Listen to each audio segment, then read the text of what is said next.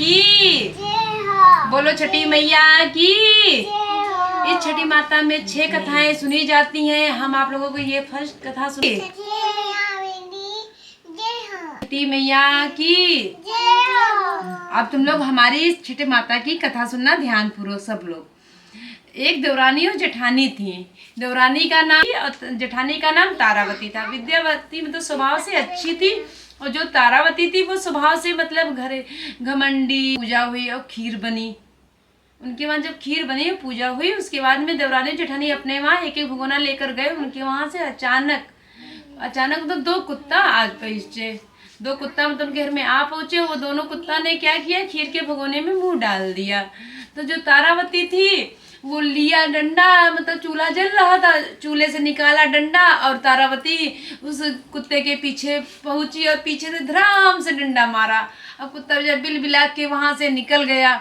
और वो विद्यावती वो स्वभाव से वो खाते हुए देख लिया, तो उन्होंने कहा कि ये तो अनजान पैड़ी है। कुत्ता पहुंचा, विद्यावती ने क्या किया कि मतलब वो कुत्ते को वो अपनी खीर खाते हुए देखा कि नहीं ये तो मतलब बेचारा बोल नहीं पा रहा है, अनजान है।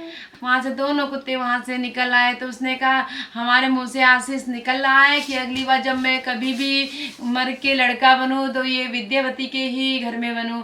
दूसरा कुत्ता ने बोला जब विद्यावती से ही बनूं और हर बार मृत्यु को प्राप्त हूँ, क्योंकि उन्होंने इतनी तेज से डंडा मारा है मेरे कमर की कूल्हे।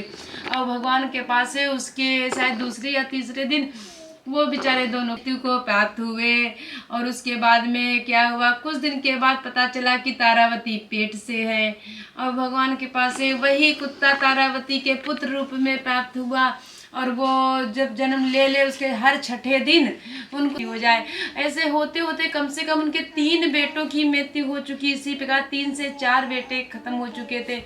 तो उन्होंने भगवान से कहा कि ऐसा हमने कौन सा पाप किया है कि 4 बच्चों की इस प्रकार से मृत्यु हो गई। तो उनके सपने में आए वही कुत्ता जो खीर खा रहा था, मारा था। उसने बताया कि हमने आपको श्राप दिया था कि आपको इसी प्रकार से हर मतलब बच्चे जन्म लेंगे और ख़त्म हो जाएंगे। तो कहने हमको माफ़ कर दो, इसका उपाय बताओ।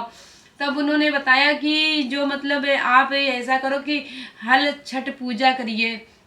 जो मतलब नाज होली के बाद में जो नाज पैदा हो उस नाज को भुंजा के और चुकरिया लेकर उनकी पूजा करिए। 6 नाज की पूजा करिए, छठ माता से मन्नत मानिए और हल्का जुता हुआ कुछ ना खाइए। इस प्रकार से करोगी तो आपको। तो देवरानी जेठानी ने क्या किया, फिर उन्होंने छठ पूजा उनके बाद में फिर उनका बेटा हुआ और उन्होंने छठी माता की छठ पूजा की और खेत का जुता हुआ कुछ नहीं खाया। सारा दिन उन्होंने उपवास रखी, पूजा किया।